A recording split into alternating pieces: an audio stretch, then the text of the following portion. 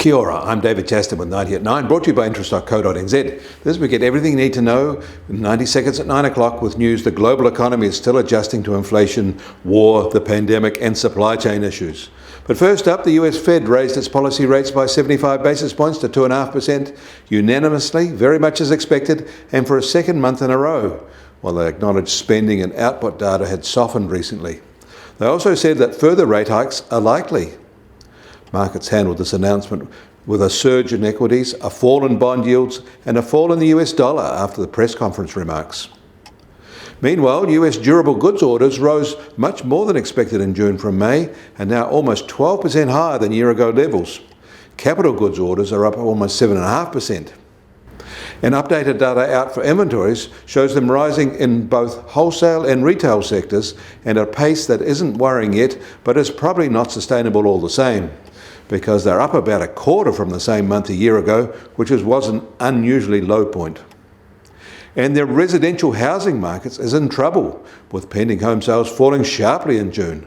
They were down 8.6% nationwide from May, as escalating mortgage rates and housing prices impacted potential buyers. That's 20% below year-ago levels, as activity in these markets shudders. In Shanghai, significant parts of the city are back in lockdown as COVID cases spread fast. Drivers and delivery personnel, as well as closed-loop quarantine staff, have been spreading the pandemic across the city, officials say. It's an ominous sign at the Chinese end of supply chains.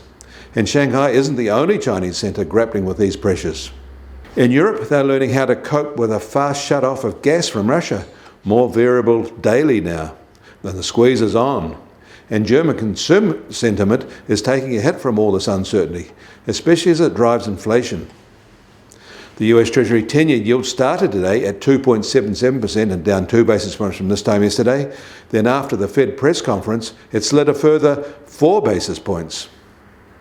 And Wall Street had opened its Wednesday session unruffled by the Fed and up 1.5% in trade before the chairman's press conference. But after that, it surged and now is up 2.5%. And the price of gold will open today at $1,721 an ounce in New York, which is up $3 from this time yesterday. And oil prices are $1.50 firmer today at just on $96.50 a barrel in the US, while the international Brent price is just over $101.50 a barrel. And the Kiwi dollar opened today little change from this time yesterday at 62.2 US cents. Then after the Powell's remarks, it rose to 62.6 US cents.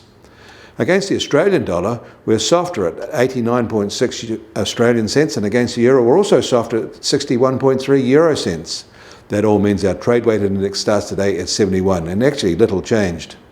Kia ora, I'm David Chaston, and that was 90.